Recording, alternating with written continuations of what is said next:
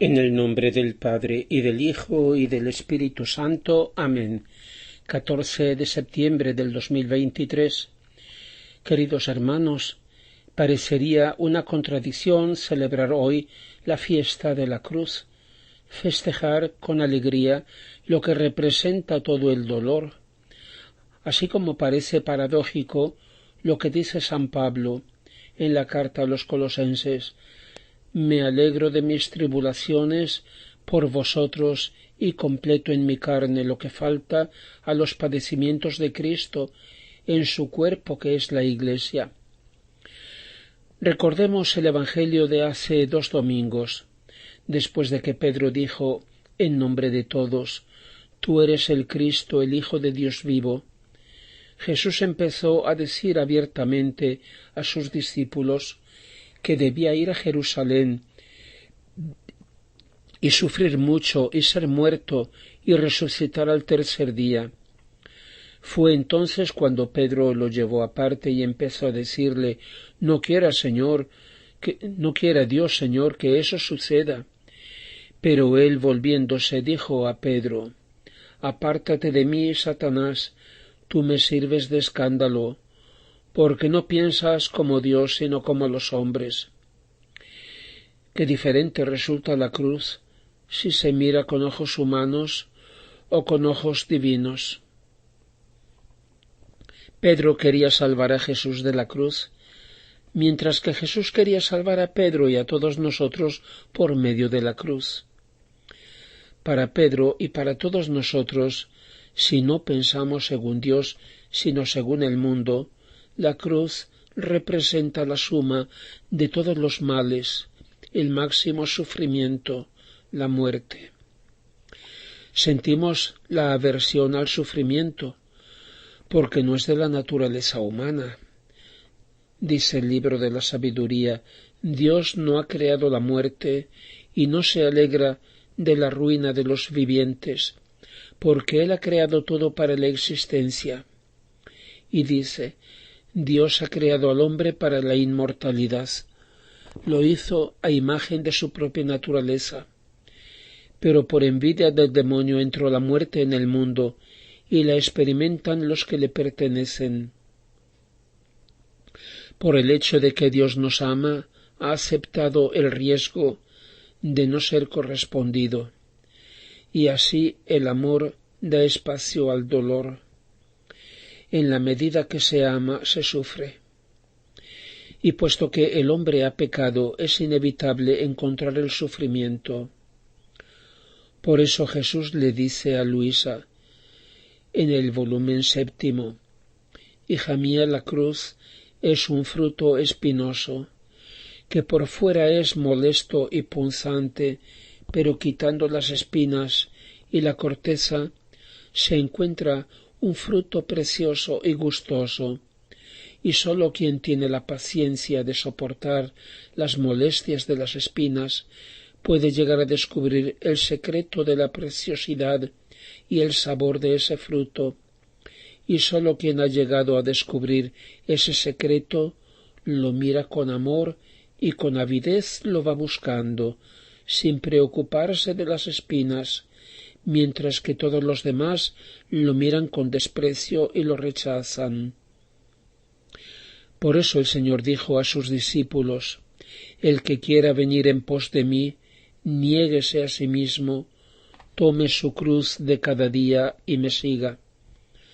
Tome su cruz de cada día. ¿Quién sabe qué cara habrán puesto los que le escuchaban? Todos sabían lo que era la cruz, el instrumento más cruel e infame con el que los romanos ajusticiaban a los condenados. ¿Qué habrán pensado? ¿Qué pensamos nosotros? Nosotros pensamos a cuánto habrá sufrido Jesús en su pasión, y así pensamos a todo lo que es doloroso. Pero, ¿cómo lo ve Jesús? Y luego, tomarla cada día. El Señor la ha tomado desde el primer día, desde que se encarnó. Es verdad, desde entonces empezó su pasión, la redención. Por tanto, la cruz no es sólo una cosa hecha con dos troncos o dos vigas. ¿Cómo se puede explicar? Sin duda, la cruz está formada por dos maderos contrapuestos, cruzados.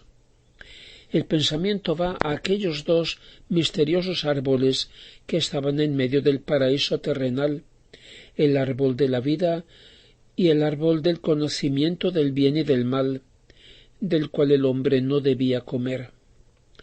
Representan el primero la voluntad de Dios y el segundo la voluntad del hombre.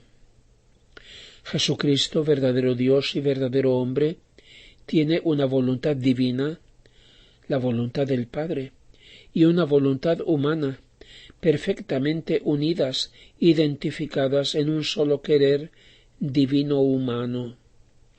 Cuando la voluntad humana y la divina se oponen, una forma la cruz de la otra.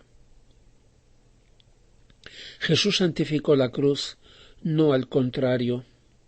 Por eso no es la cruz la que santifica, sino la conformidad con la voluntad de Dios, la cual forma así la verdadera y completa crucifixión. Si desde el primer momento de su vida ha sufrido la pasión, es porque nos llevaba en él a todos nosotros, a la entera humanidad, y con ella todos los pecados del mundo. Ha encontrado por eso contrapuestas las dos voluntades en forma de cruz y de recíproco dolor. Pero para él, la cruz en la que desde la encarnación se ha recostado y ha vivido, en plácido abandono, son los brazos del Padre, infinitamente bueno y amado. Esa es la cruz que no da muerte sino vida, que no hemos de llevar nosotros arrastrándola, sino dejarnos llevar en brazos por ella, que nos vacía de nosotros mismos y nos llena de él, para que ese vacío de bien y de vida, que es el sufrir, sucesivamente pueda ser llenado precisamente del bien y de la vida de Jesús. No hay nadie que no haya de pasar a través del sufrimiento, pero ¿hacia dónde? La meta, el fruto de la cruz, depende de lo que cada uno quiere, y aquí interviene la fe. En el Calvario había 3 cruces y las 3 de dolor. Además de la cruz de Cristo, que por amor nos redime y nos salva, estaba la del buen ladrón, que es la del arrepentimiento y de la fe en él, que lleva a la salvación y a la vida. Y había una tercera cruz, la del otro ladrón, que muere en su desesperación y que de nada le sirve. Todos estábamos ahí en una de las 3. Por eso dice Jesús en el volumen 4, en el volumen 2 y en el volumen 4 de Luisa: la cruz dispone al alma a la paciencia. La cruz abre el cielo y une cielo y tierra, o sea, a Dios y al alma. La virtud de la cruz es potente, y cuando entra en un alma, no sólo tiene el poder de quitar la herrumbre de todas las cosas terrenas, sino que le da el aburrimiento, el fastidio, el desprecio de las cosas de la tierra, mientras que le da de nuevo el sabor, el gusto de las cosas del cielo. Pero pocos reconocen el poder de la cruz, y por eso la desprecian. Y dice: la cruz es la que revela a Dios al alma y hace conocer si el alma es de verdad de Dios. Se puede decir que la cruz descubre todo lo más íntimo del alma y revela a Dios y a los hombres quién es ella. No debemos extrañarnos o escandalizarnos de los sufrimientos y pruebas del momento presente, porque, como dice San Pablo en la segunda carta a los Corintios, el momentáneo, ligero peso de nuestra tribulación nos prepara una gloria sin medida y eterna, porque no ponemos la mirada en las cosas visibles, sino en las invisibles. Las cosas visibles son de un momento, las invisibles son eternas. A los misterios gloriosos se llega sólo después de los dolorosos.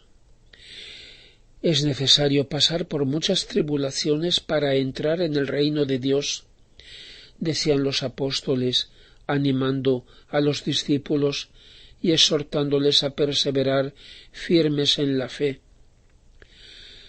San Pablo ha hablado de los padecimientos de Cristo en su cuerpo, que es la Iglesia, porque ella debe reproducir o vivir en su conjunto y en su historia toda la vida personal histórica de Jesucristo. Y así hemos llegado al tiempo de su pasión. Lo vemos anunciado proféticamente en el primer capítulo del tercer volumen de Luisa, donde ella dice: encontrándome en mi habitual estado, me he hallado fuera de mí misma, en una iglesia en la que un sacerdote celebraba el divino sacrificio, y mientras celebraba lloraba amargamente y decía: la columna de mi iglesia no tiene en qué apoyarse.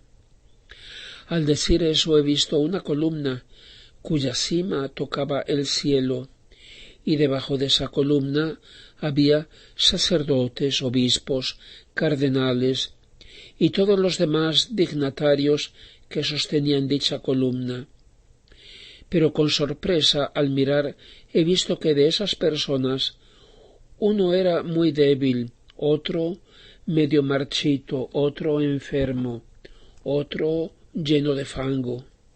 Poquísimos eran los que estaban en condiciones de sostenerla, de manera que esa pobre columna, por tantas sacudidas que recibía desde abajo, vacilaba sin poder estar firme.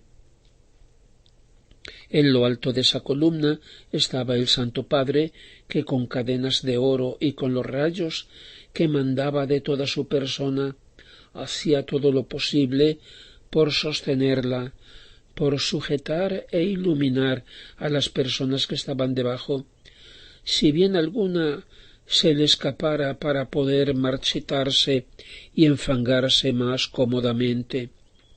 Y no sólo, sino para sujetar e iluminar todo el mundo.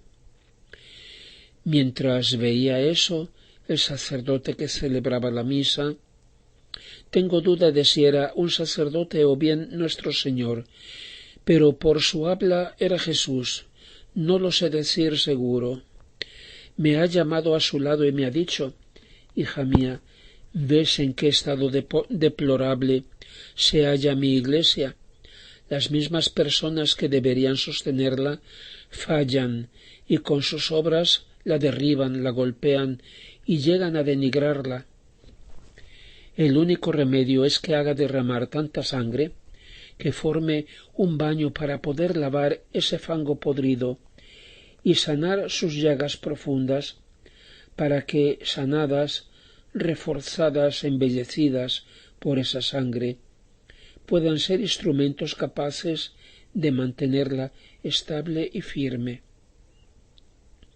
Después de eso he visto la sangrienta matanza que se hacía de esas personas que estaban debajo de la columna. ¡Qué horrible catástrofe! Escasísimo era el número de los que no eran víctimas. Llegaban a tanto atrevimiento que intentaban matar al Santo Padre. Y digo yo, y lo hemos visto. Pero luego parecía que esa sangre derramada, esas ensangrentadas víctimas destrozadas, eran medios para hacer fuertes a los que quedaban, de modo que sostuvieran la columna sin dejar que vacilara más. ¡Oh, qué días felices! Después de eso venían días de triunfo y de paz. La faz de la tierra se veía renovada. La columna recibía su primitivo lustro y esplendor. ¡Oh, días felices! Desde lejos yo os saludo, que tanta gloria daréis a mi iglesia y tanto honor a ese Dios que es su cabeza.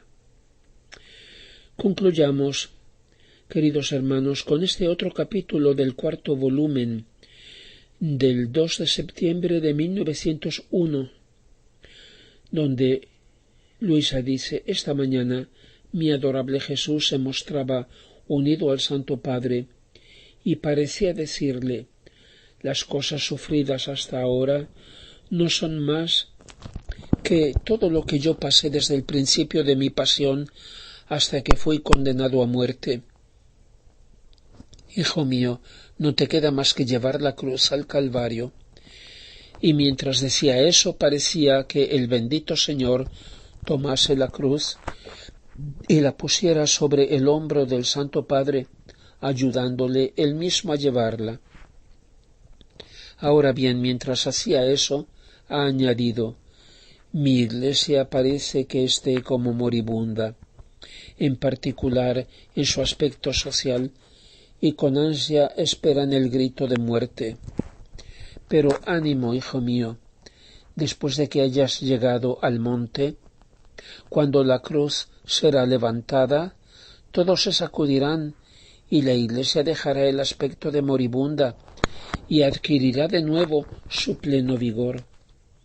Sólo la cruz será el medio, y así como sólo la cruz fue el único medio para llenar el vacío que el pecado había creado y para colmar el abismo de distancia infinita que había entre Dios y el hombre, así en estos tiempos sólo la cruz hará que mi Iglesia levante con valor la frente resplandeciente para confundir y poner en fuga a los enemigos. Y añado, para que el que pueda entender que entienda, que este texto recuerda de un modo extraordinario la visión profética y simbólica publicada del secreto de Fátima. El que pueda que lo lea y compare y comprenda a qué Santo Padre se refiere. Gloria al Padre y al Hijo y al Espíritu Santo, como era en el principio, ahora y siempre, y por los siglos de los siglos. Amén.